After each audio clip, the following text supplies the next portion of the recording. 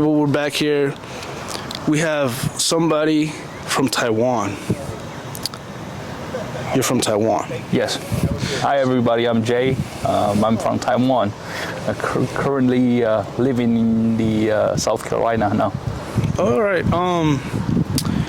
What was your first experience coming to America? What was the first, did you go to McDonald's first, or what did you do? This is a very interesting story. Very short.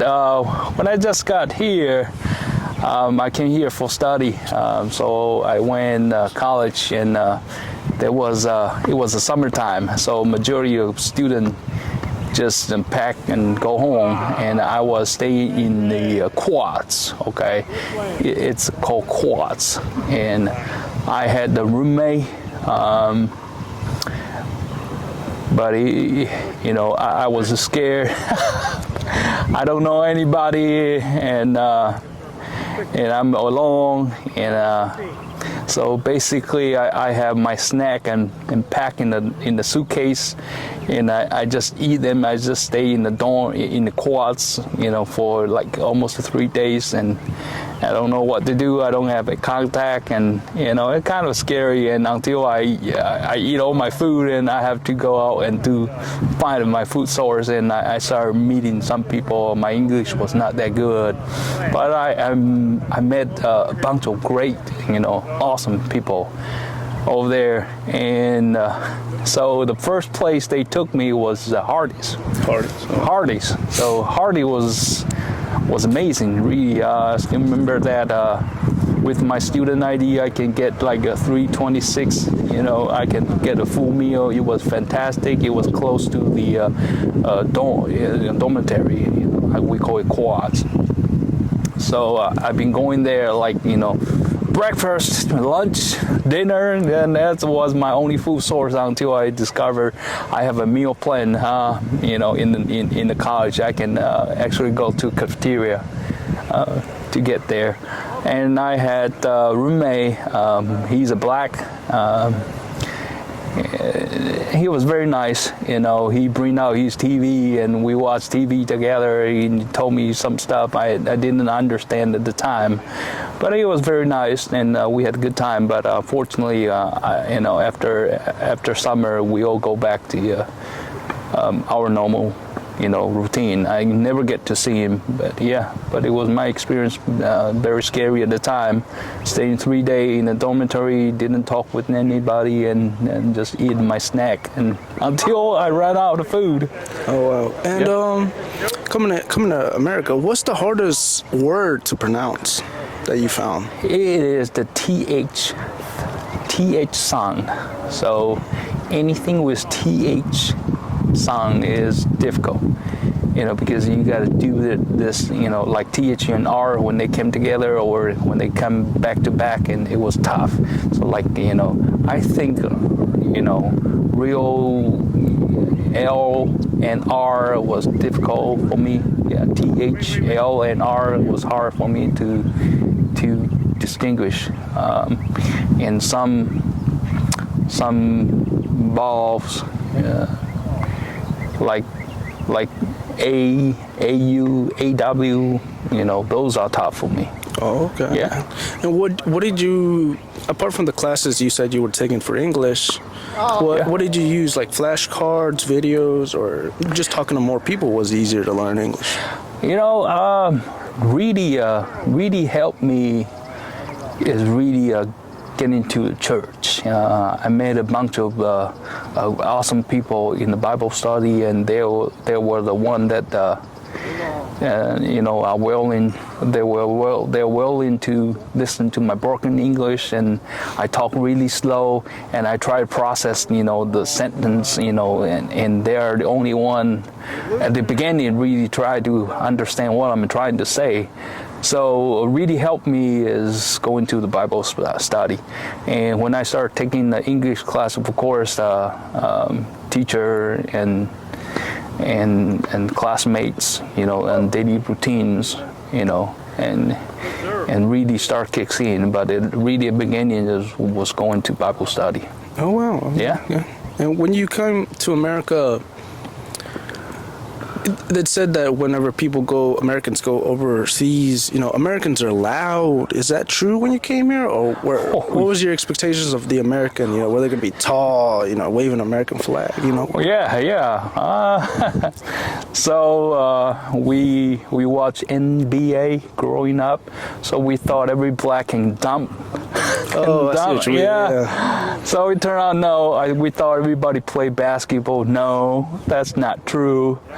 And we thought, being around, a bunch of black neighborhood, it's dangerous. But no, it's not true. There are, of course, some, assholes, it's just people. People are people, Yeah. And just no matter who we are, we make a bunch of awesome people, no matter you're black, you're white, you're yellow, you're red, and it's really just people. Yeah, but we thought every black can dunk. Every black play basketball. Yeah, no, that's not true. And yes, but and we typically had a lot of fun with black people because they are loud, they are enthusiastic, and they will show you their music, their jewelries, sometimes their hair bands, things like that. It's really interesting. Yeah. So, like you said, one thing I associate Taiwan with is boba tea. Did you ever drink boba tea here? What's the difference? Is it better over there? Of course. Taiwan is the one invent bubble tea. It's like $2 a cup, compare right here, right now, if you go to big cities like $6-7, it's nothing like that. And the tea was made fresh every 2 hours in Taiwan. And the bubble, it was cooked, for small amounts, so it was always stay fresh. When you have that, it's very good. It's nothing like here. Majority of the tea, but I know in New York and Chicago it's totally different. But in a small city like Missouri, like where I am in South Carolina, what you have is going to be, those powder kind of, we call it fake teas. Fake teas? Fake teas, yeah. We can tell the differences. So when I go back to Taiwan, I drink at least 1 cup a day, sometimes 2, 3, it depends, but here I don't go Chinese restaurant. I don't drink those bubble teas. It's something we don't enjoy.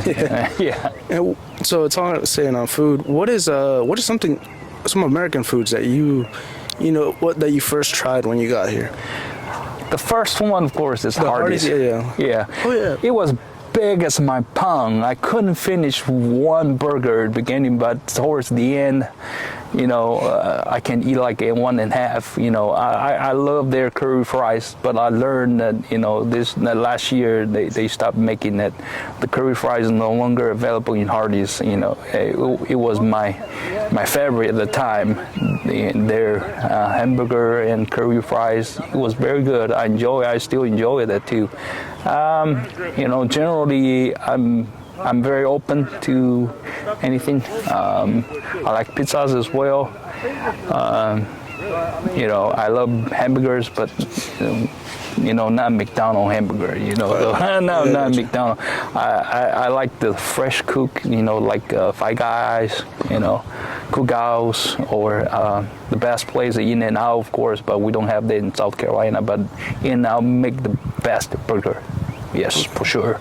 Totally agree with that. Oh, gotcha. Yeah. So, coming to America, have you traveled any other place apart from America? Yeah, we are curious. So I've been a lot of places.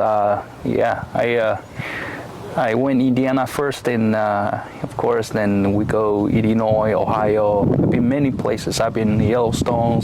I've been New Mexico. I've been Arizona. I've been California, New York, Chicago. And I can tell majority of place. I've probably been. I travel a lot. When I was a student, of course, we try to stay cheap. because we want to make sure we can go many places within the same amount of budget. And I even go to Alaska. I went to Alaska, before, and I went there. It's cold over there. Yeah, it's cold. But I enjoy it.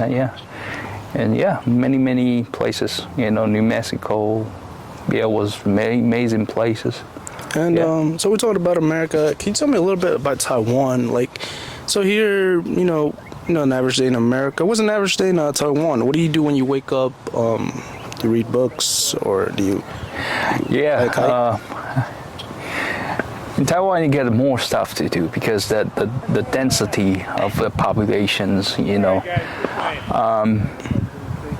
get the nightlife, like in a big city. You still got a bunch of places to go.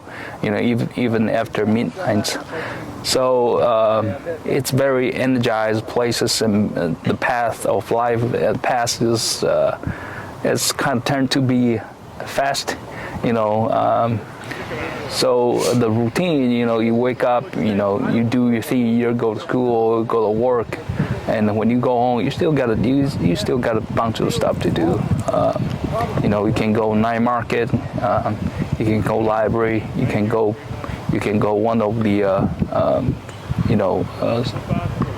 activity centers. We call it activity centers, but actually it's a sports complex where you can swim, you can play tennis, badminton, table tennis, racket sports, any kind.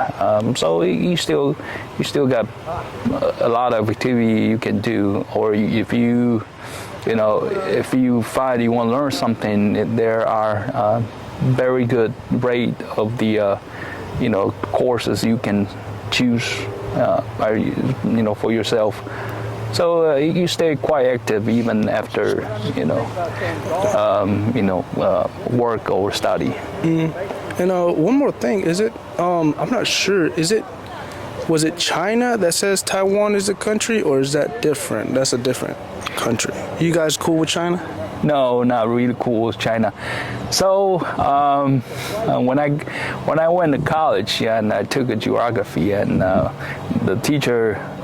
professor referred Taiwan as a territory. I was not happy with that. I went and argued with him. But this is what it is. Americans are tall like that way. Even in the college, for my classmates, they were told that Taiwan is a territory. It's a international relationship. But what exactly happened? I did not know this until I came here. Because I don't read historical book, history book that either Taiwan wrote or China wrote those. So what exactly happened is that Taiwan and China was together during World War I, World War II. Taiwan represent another political party, and where China represent another political party. Then we have a civil war right after World War II. Yeah. And Taiwan is the losing party. So we fall back and retreated to Taiwan, and it stayed like this way. At the beginning, when I grew up, we still were talking about getting China back, because we think the current government in China is the one that took our land away. But no, it was never like that.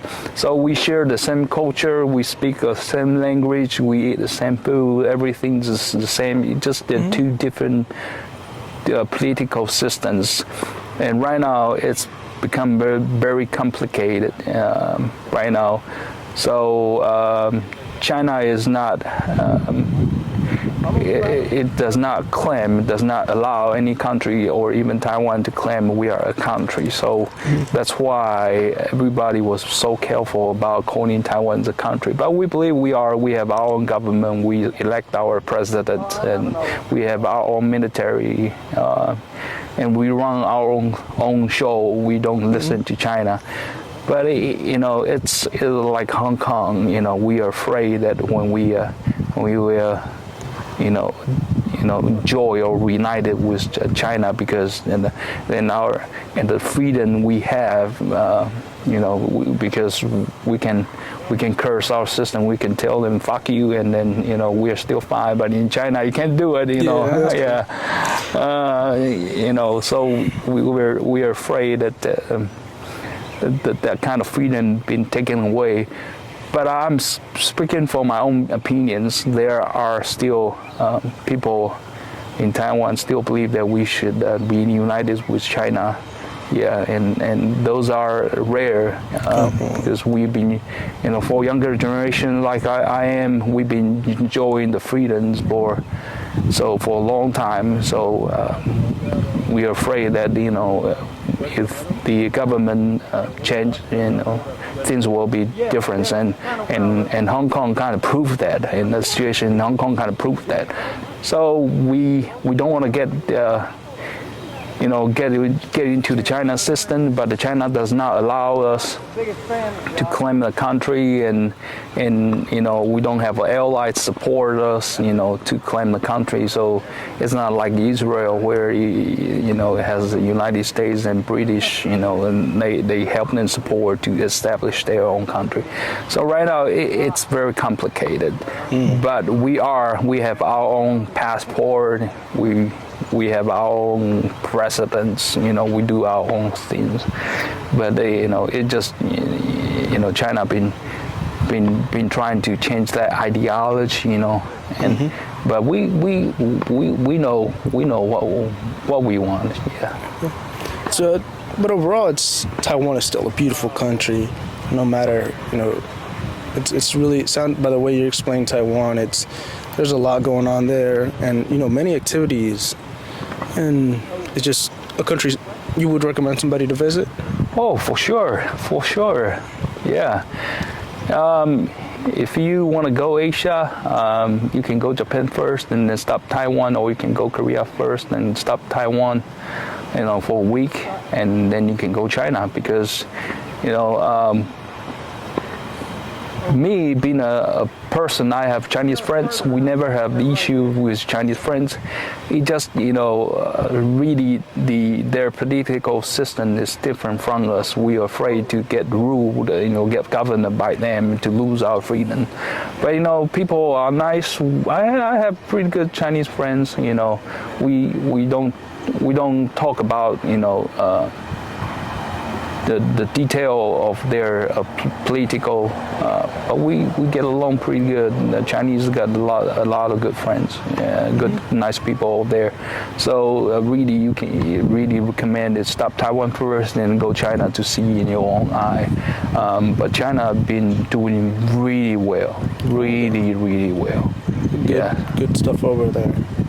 And coming back to America, you've gone a lot of places. Have you met a Native American? Yeah. I was I was in Arizona, and some people asked me where I'm from, and they told me, are you Native America? Because I've been out for entire summer. I look kind of dark and red, and they told me, I've been places, we met a Native American. We went to, Amish places, so I now can respect learn their culture, respect their culture, respect what they believe. Yes, we met some, yeah. Okay, so it's pretty cool. Yeah. And in Taiwan, the car infrastructure here in America is bigger. Was that a shock to you when you came here? It is. What we learned about America is all about from Hollywood movie. So we always talk about the good, the prosperity of America. But after you get here, you kind of learn that there are still countrysides, and there are city jungle like New York and Chicago, but not every place is like that. And where we are in South Carolina, where it's considered to be a more countryside, where 60,000 people city. It's called a city, but in Taiwan, it's not called a city. It's just probably called a village. And it's probably same thing in China, because the density is small land. So but I enjoy countryside, but it's different. It's really different from what we expected. It's not like in the movie. But after a while, we kind of learned that, adjust that pretty well. Yeah. Okay, that sounds really interesting. Could you speak some Taiwanese? Like, could you say how do you say good morning? I'm gonna go swim. Yeah. How do you say that? So it's Chinese. Oh, it's Chinese? just Chinese. Chinese has over 50 dialogues, and so when you say Chinese, we often refer as Mandarin. So we say Mandarin. Taiwanese is the second language we speak in. We call dialogue, and it's a dialogue. We in Mandarin we say, if you want to say greetings, we say ni hao. Very common. But in Taiwanese, if you want to greet somebody, we say jababe. It's something interesting to learn, because we don't say, hey, hello, how are you? We say, have you eat yet? And I told my professor one time before, and my pronunciation was kind of funny. So he thought I asked him, have you hung yet? Have you hung yet? So he started making a joke for that. We all laugh, We start, greeting each other. Have you hung yet? Have you hung yourself yet? No. Yeah. So we ask each other, because at the time Taiwan's a pool country. If you we just greet each other. Have you eaten yet? Have you had your meal yet? Have you? So if you not, maybe we got something. Just come inside the house. Like here, when I in the United States, I feel the warmest place is the kitchen. When you go friend's house, they just bring you the kitchen. They just fed you good. They just bring a bunch of food. Yeah. So I feel like that way. So it's just there's a lot of similarities and differences. Each country has their own. Would you any advice for somebody wanting to come to America from Taiwan? Yeah. To study or to work. Yeah. There are a lot of information, on internet now. Just be open. Be open to take whatever is good or bad, but 99% of people are good. Just avoid those 1%. If you run into them, situation, you get upset. Just ignore that. People are people. They're terrible Taiwanese as well. Yeah. So people are really people. Just don't expect everything's going to turn out to be great, and just be open. Just know what you want to do. Just know who can be your friends. Who are genuinely kind. Yeah. You will know. You will know. Just be open. Yeah. All right. Well, I really appreciate you stopping by and talking with me. And we have an insight into Taiwanese coming into America. And thank you. And how do you say goodbye in Taiwanese? Oh, I mean, that would be Mandarin, or no, the Taiwanese dialect. How would you say goodbye? In Taiwanese, we just say 再会. 再会? 再会. All right. 再会? 再会? No, 再会. Die away? No. No, not die away. Let me think of something. We say bye. We say 順家. 順家? 順家. 順家. All right. It means that, hope you have a safe trip home. 順家. All right. 順家, everybody. And thank you for listening. And this was Jay from Taiwan, and play some tennis. See y'all later.